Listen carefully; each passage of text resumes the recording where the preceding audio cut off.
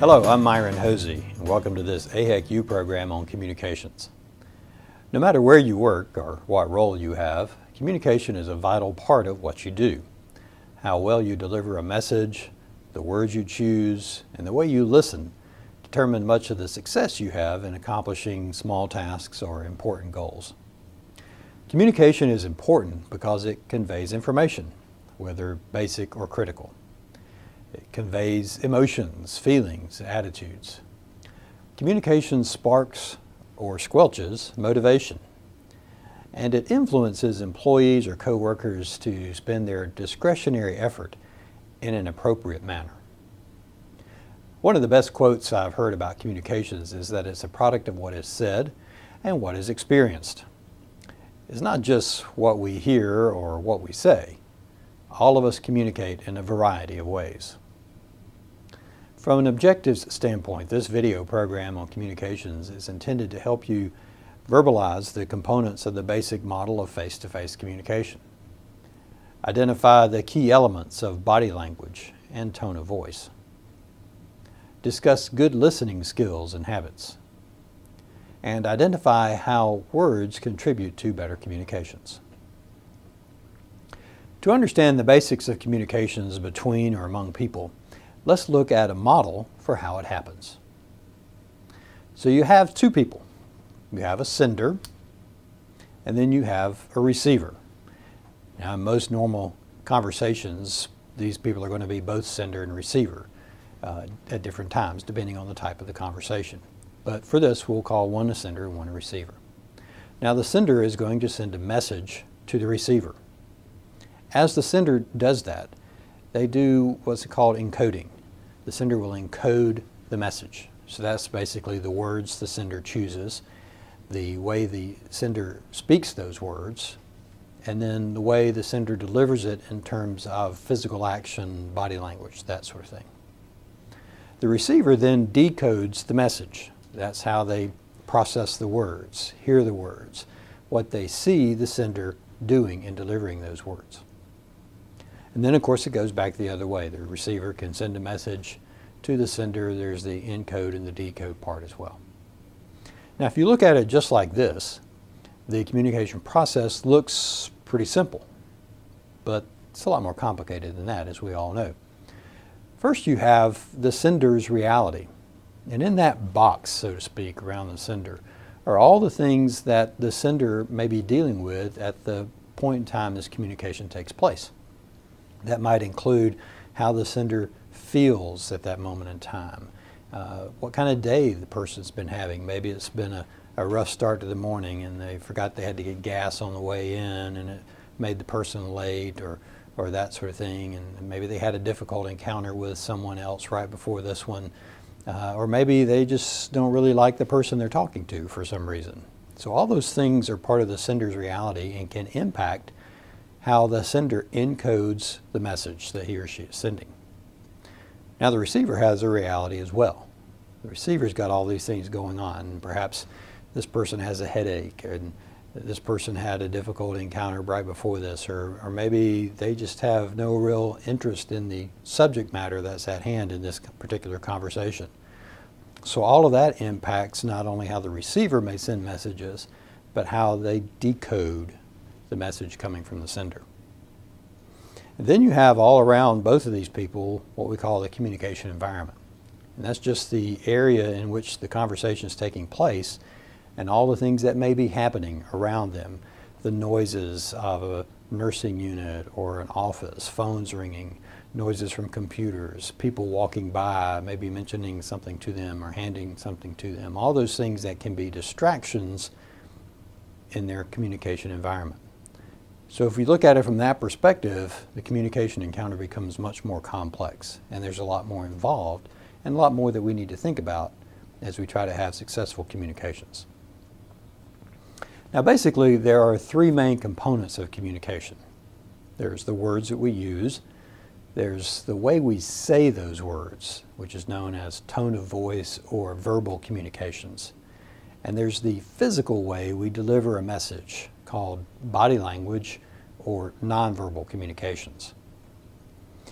A few decades ago, Professor Albert Mehrabian produced a landmark study on communications that has been widely used and perhaps misinterpreted sometimes. Still, his findings are important to our understanding of communication. When we're communicating with someone in an important situation, one in which emotions, feelings, attitudes are at play, Moravian said each of the three components comprise a portion of the message. Body language is the largest portion at 55%. Then it's tone of voice at 38%. Words are just 7%, yet they are still important and foundational. When you see other research that indicates the majority of the information that gets to our brains goes through our eyesight, you can see why body language can be such a big part of communication. It all happens quickly. It's about the feeling we have from a communication encounter, our sense of how it goes. We may not understand we've decoded the person's body language more so than the words, but that can be where most of our communications or our meaning comes from in a conversation. Let's take a look at these three components of communication, beginning with body language and tone of voice. There are several components to body language. First of all, there's posture. That's how we stand or sit. So think about when you're having a conversation with someone.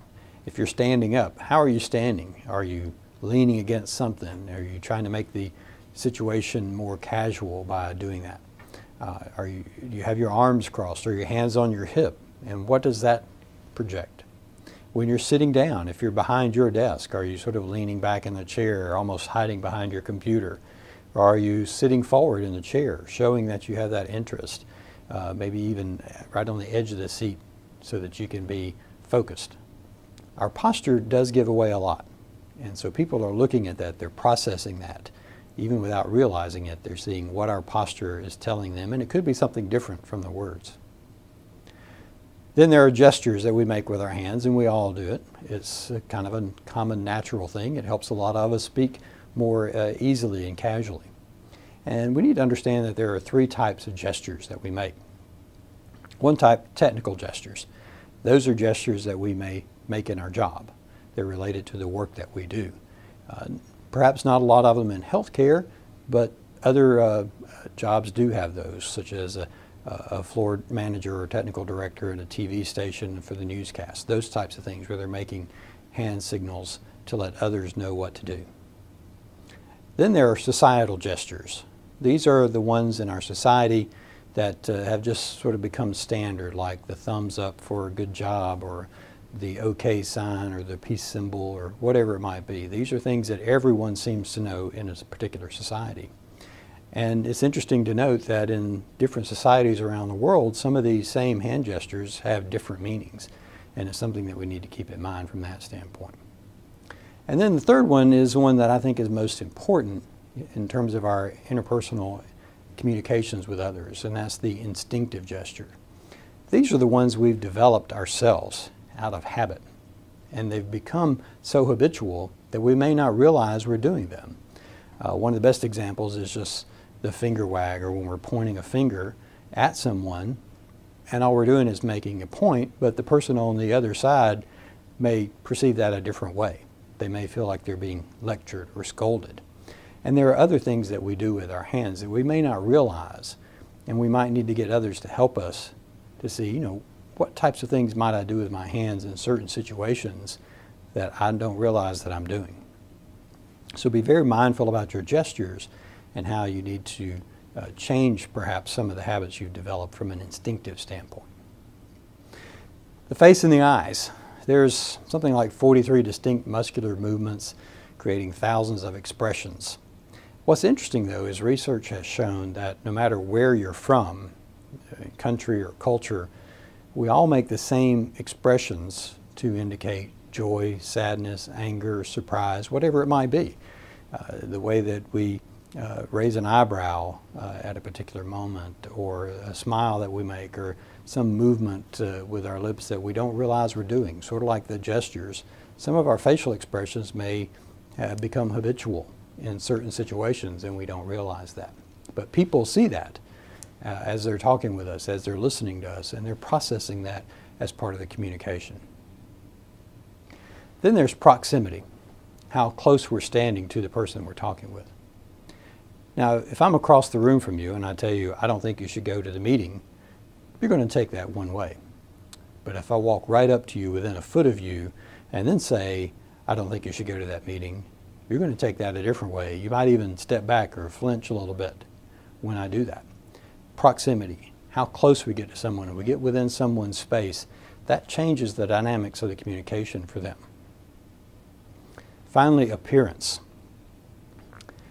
How we dress, that people have certain expectations of that depending on our position or the type of work that we do. So we want to be sure that our appearance meets those expectations. If there's not anything about our appearance that stands out and draws their focus off of our words or the way that we're delivering those words. A lot of times our appearance can leave a lasting impression from a positive or a negative standpoint. One other note I want to make in this part is sort of relates to our face and eyes, but that's in terms of making eye contact. Carol Kinsey-Goman is considered an expert in the field of body language and communication. She calls it the business gaze. And that's where we look at someone's face when we're making eye contact. And basically, it needs to be right between the eyes. So that's where, when we're in a business situation and we want to make good eye contact with someone, just have our head straight up and down and we're looking at someone right between the eyes. Not a constant staring at them sort of eye contact, but just a good, regular, moderate eye contact looking right between the eyes. Let's talk a little bit about tone of voice, and again, also known as verbal communications, and there are really 4 components of tone of voice. First of all, there's volume, and that's how loud we're saying the words or how softly we're saying the words.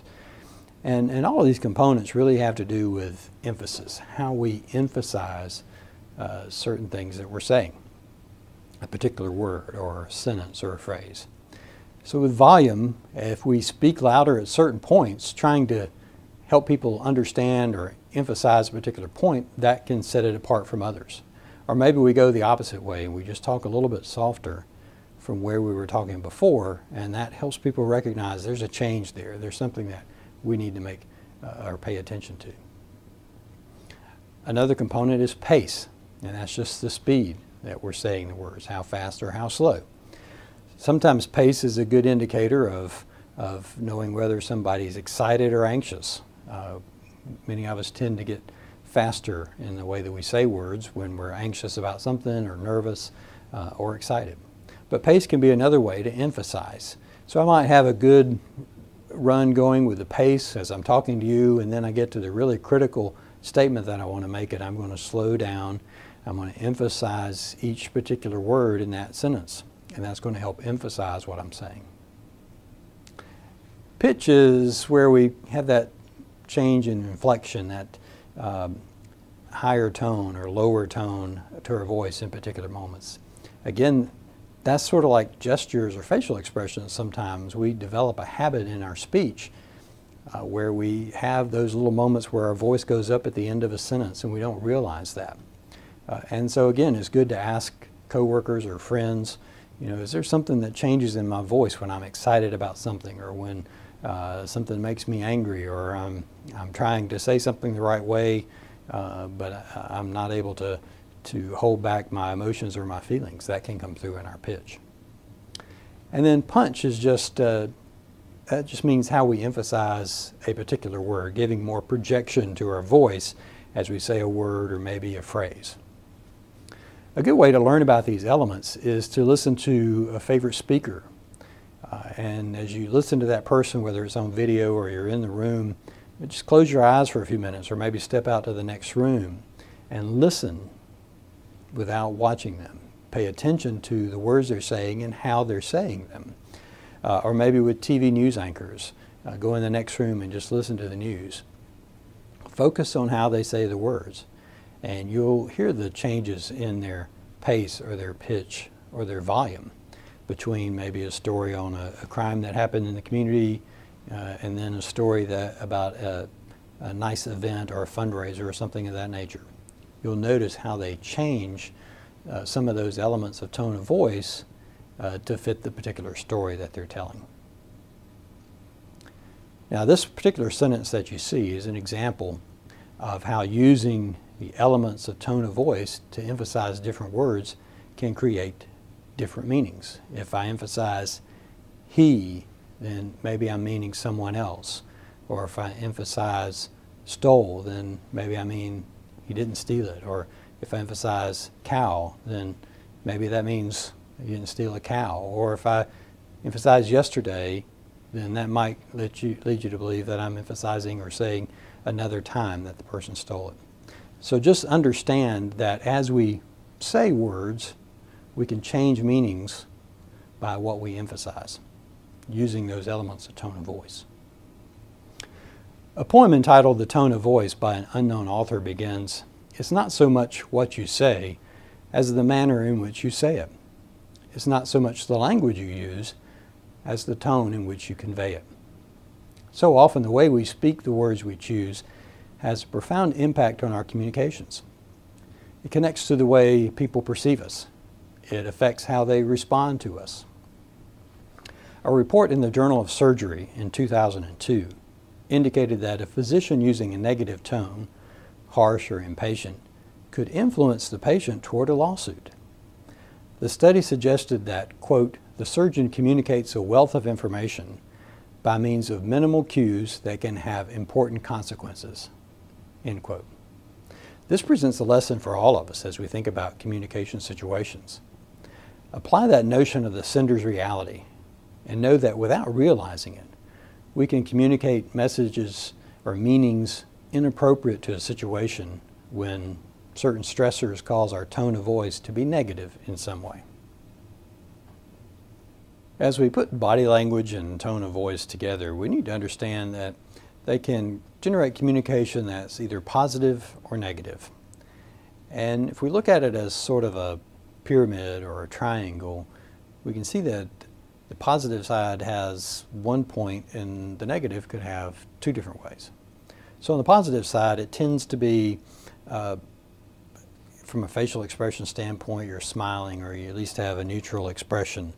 Your posture is open, which means you're not closed off in terms of having your arms crossed, or you're not standing there with your hands on your hip. Your arms are at your side, or they're doing some sort of appropriate gesture that fits what you're saying. Your tone of voice is really moderate. It's varied, so you're not just talking with an edge or something like that. It's just very nice and flowing as you go through and communicate. And from an eye contact standpoint, you're doing exactly what we talked about earlier. You're looking at someone right between the eyes. You're not staring at them, but you're making good, consistent eye contact.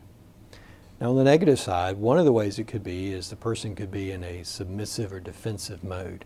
And basically when you see that, what they're doing is they're going to tend to stand further away from you. They may have their arms crossed or their hand over their mouth. Their speech is going to be slower, more than likely, and it's going to be more garbled or more difficult to hear, or it's going to be softer, not a lot of volume associated with it. And they're not going to look at you a lot, and again, their arms are going to tend to be crossed, and so more of a defensive posture. Or they could be aggressive or even attacking. And in those situations, the posture is going to be more dominant. That's where you might see the hands on the hips. There's going to be an edge to the voice.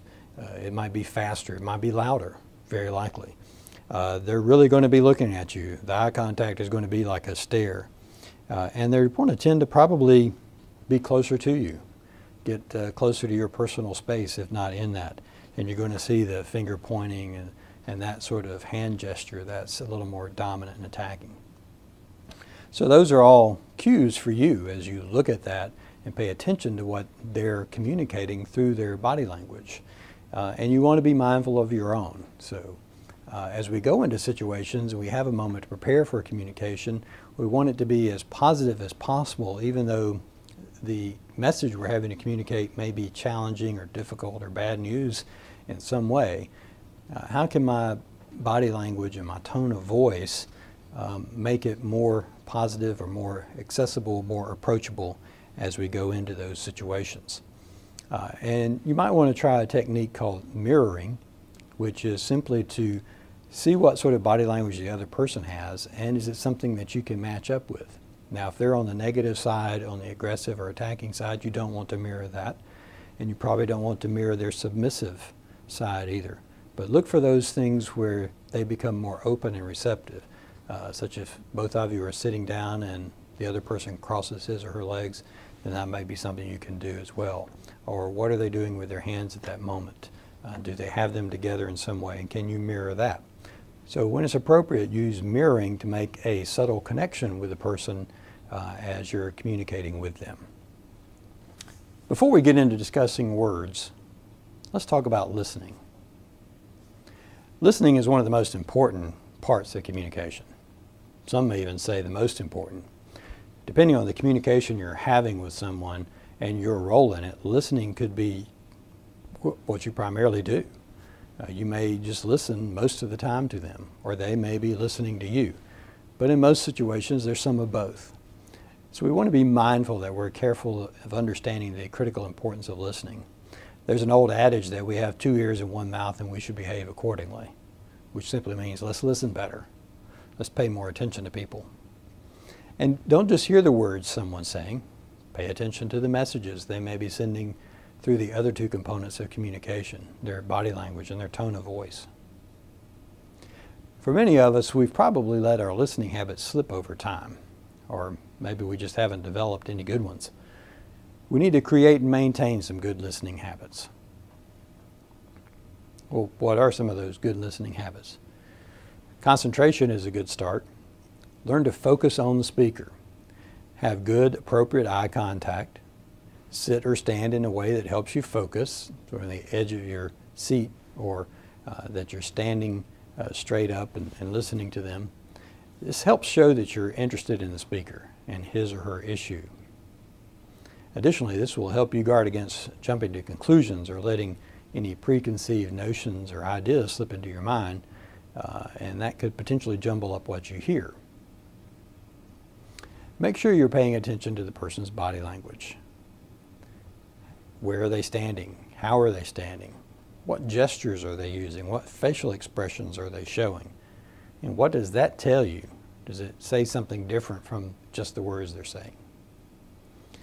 Now, as you listen to those words and the way they're delivering them, try to understand the content. What is it that they're talking about, but also the context. Make sure you understand where they're at and where they're coming from in delivering this communication to you. If it's important enough, take some notes. Ask the person if you can take notes and explain why you're doing that. That can actually be very helpful in helping you listen and understand and stay connected to what they're saying. Now, one of the biggest challenges a lot of us have is to not interrupt the person that's talking. Often we think we know the answer, or we just want to jump straight to the end. It's important to listen, though. Sometimes the other person just needs someone to simply listen. Also, we may think we know the situation and we know the answer and we want to get right to that, but this person's case could be different in some small way, but it could be important, and we might miss important points if we're trying to interrupt and get right to the end. Finally, when it is appropriate, when you do have a good opportunity to talk, ask some good questions. This helps you clarify and understand what you've heard. It also helps let the other person know you've been paying attention and that you're interested. Just use some standard basic question tools like, why? Why did you say that? I thought I heard you say this. What did you mean by that? How would we do things differently? Build your questions like that, again, to help you understand what they said and to help them see that you are paying attention and you are interested. When we looked at the communications model, we focused on the realities of the sender and the receiver. We also consider the communication environment. Many of the things that fall into those areas where we work are barriers to effective listening.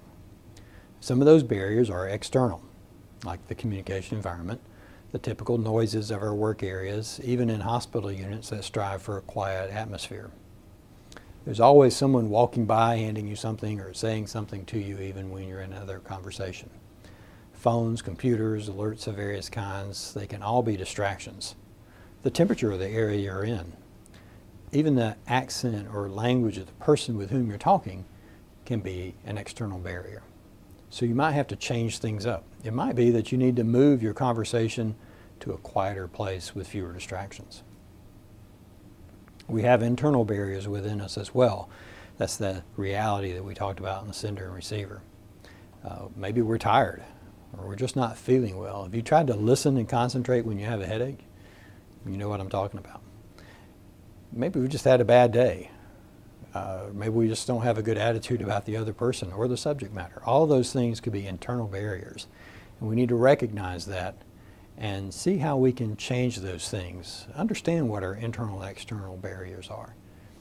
And see how we can reduce them, eliminate them. Perhaps as you are about to begin a conversation with someone, you want to pause for a minute or two.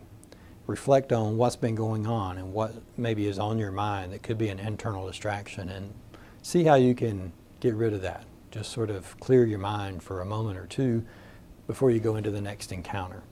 Get the previous encounter out of the way, the other things from your day, and just focus on the person you're about to meet with.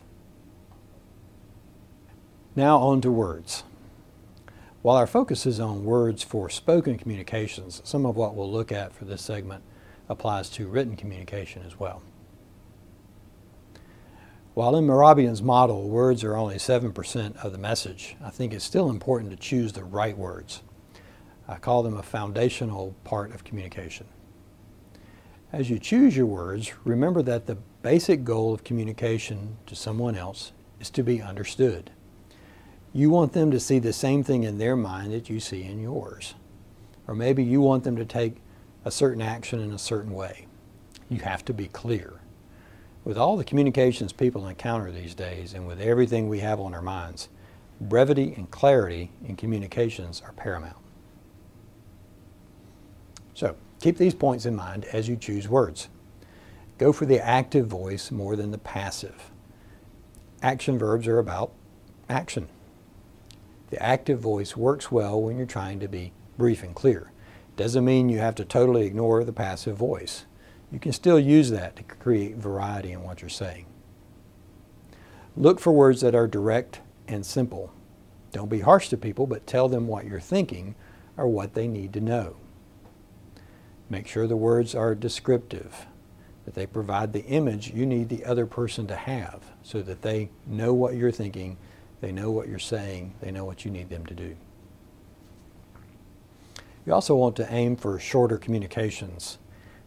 It's easier for people to grasp and just better for our busy work lives.